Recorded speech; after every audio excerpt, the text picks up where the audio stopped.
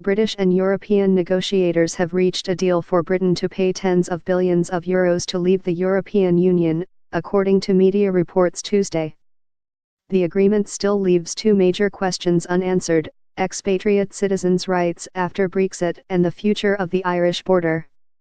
London and Brussels have agreed on Britain's financial obligations but had not settled on an exact amount for the so-called divorce bill, both the Daily Telegraph and the Financial Times reported, citing diplomatic sources. Both sides have now accepted the British will pay between 45 and 55 billion euros, $53 to $63 billion, with the final figure depending on how each side calculates the output from an agreed methodology, the Telegraph said.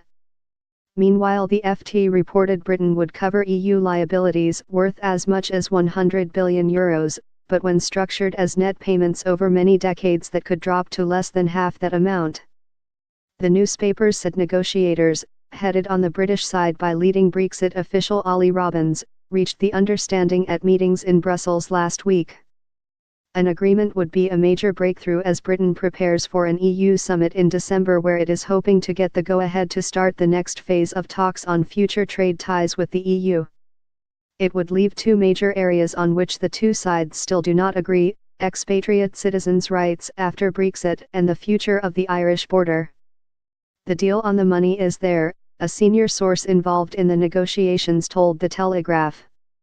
It's now the ECJ, European Court of Justice, question and Northern Ireland that are the outstanding issues ahead of the Council, the source said. One key area of contention is whether the 3.2 million EU citizens living in Britain will continue to be allowed to appeal to ECJ jurisdiction or if their rights will be governed by British courts, as London insists. So far both sides have avoided publicly declaring a clear-cut number for what Britain owes the rest of the EU.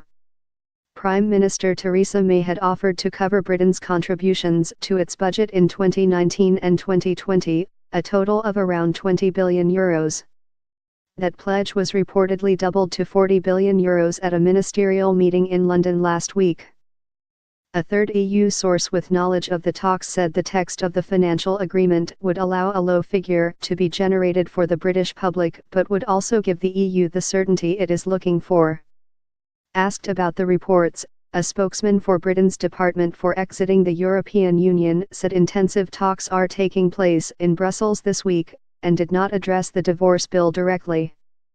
We are exploring how we can continue to build on recent momentum in the talks so that together we can move the negotiations on to the next phase and discuss our future partnership, he added. A spokesperson for the European Commission declined to comment.